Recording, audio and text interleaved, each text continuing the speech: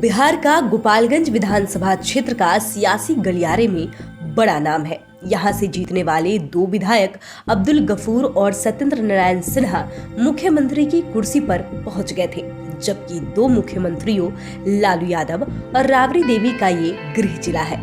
ये विधानसभा क्षेत्र बीजेपी का गढ़ रहा है। उपचुनाव को लेकर ये चर्चा में है। यहाँ से 1961 में हुए उपचुनाव में कांग्रेस के टिकट पर सत्येंद्र नारायण सिंह जीते थे। ऐसे में हम आपको आज 5 PM के 5 का तड़का में पिछले 5 चुनावी रिजल्ट के बारे में बताएंगे, जिससे आप गोपालगंज विधानसभा क्षेत्र के चुनावी नेचर को समझ सकते हैं और जान सकते हैं कि किस तरह यहाँ 20 वर्षों से भी अधिक समय से सुभाष सिंह का राज रहा। हालांकि अब सुभाष सिंह का इसी साल लंबी बीमारी के बाद निधन हो गया। वर्ष 2000 का चुनावी रिजल्ट इस लिस्ट में 5वें नंबर पर है।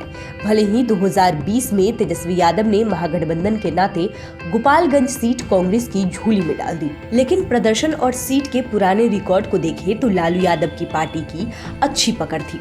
जब जनता दल था तब उसके कैंडिडेट जीत रहे थे और जब आरजेडी बना तो फिर इस पार्टी के से कैंडिडेट जीते। हालांकि 2000 आते आते आरजेडी बिहार में कमजोर पड़ने लगा था और बिहार से लालू यादव की सत्ता धीरे धीरे उखड़ने लगी थी, लेकिन पूरी तरह से नहीं उखड़ी थी। बहुत से जिलों में आरजेडी का प्रभाव ठीक ठाक था। इसी में गोपालगंज विधानसभा क्षेत्र भी है। जहां तक 2000 के चुनावी रिजल्ट की बात है तो लालू यादव के साले साधु यादव 2000 में विधायक बने थे। हालांकि इसके पहले भी उन्होंने काफी प्रयास किया और इसके बाद भी उन्होंने काफी सियासी ताकत लगाई। इसके लिए वे कई दफे पार्टी भी बदले, लेकिन विधायक नहीं बन सके। यानी 2000 के चुनाव में साधु यादव की पहली और आखिरी जीत रही। हालांकि साधु यादव हर चुनाव में अपनी सियासी ताकत लगाने में पीछे नहीं रहते हैं। अब बात करते हैं 2005 के चुनावी रिजल्ट की। इस लिस्ट में ये 4थे नंबर पर है। ये तो पता ही है कि 2000 से जो बिहार में आरजेडी कमजोर हुआ वो 2005 में आकर पूरी तरह कमजोर हो गया।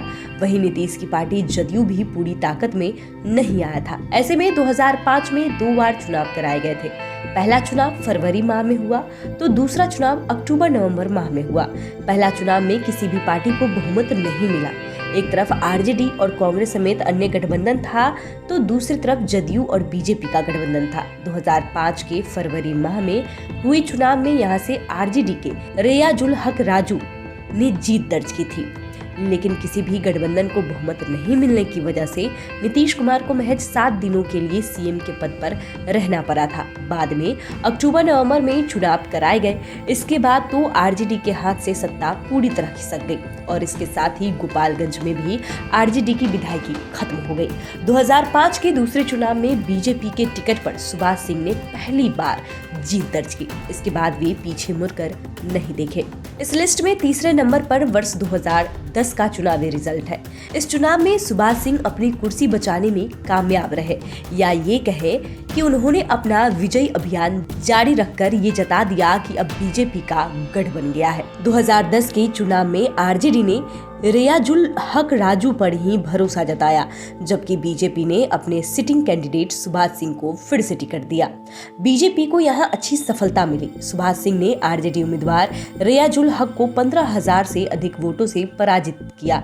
बीजेपी पर 45.55% से अधिक वोटरों ने भरोसा जताया, यानी सुभाष सिंह को 58,010 वोट आए, जबकि आरजेडी उम्मीदवार को 33% यानी कि 42,117 वोट मिले। खास बात कि साधु यादव ने आरजेडी में अपना भविष्य नहीं देखकर खुद को पार्टी से किनारा कर लिया और कांग्रेस में शामिल हो गए। कांग्रेस ने भी लगे हाथ टिकट भी दे दिया, लेकिन जनता ने उन्हें नकार दिया था।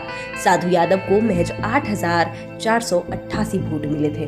अब बात करते हैं वर्ष 2015 के चुनावी रिजल्ट की।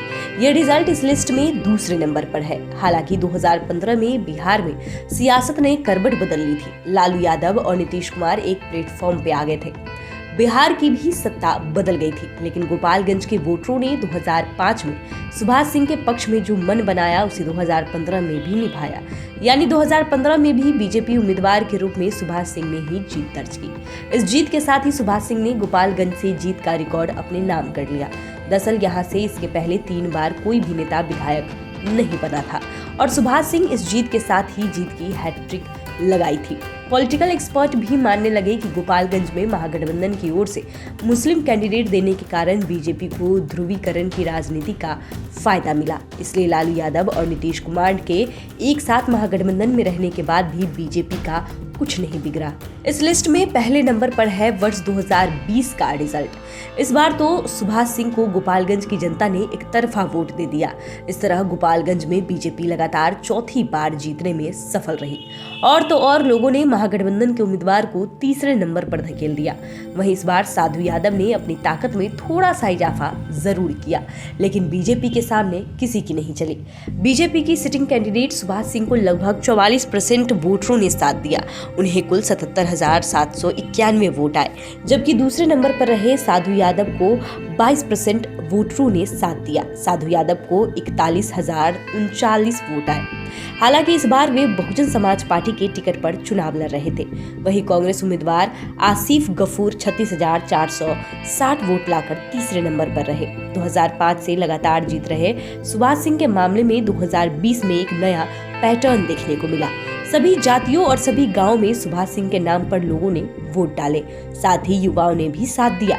लेकिन इस बार किस्मत को कुछ और ही मंजूर था। सुभाष सिंह चौथी बार विधायक तो बन गए, लेकिन उनकी तबीयत बिगड़ती चली गई। किडनी में इन्फेक्शन हो गया और उनकी तबीयत नहीं सुधरी। फिर इसी साल दिल्ली में सुभाष सिंह ने अंतिम सांस ली। तो फिलहाल के लिए इतना ही। अगर आपने अभी तक चैनल को सब्सक्राइब नहीं किया है तो सब्सक्राइब कर लें।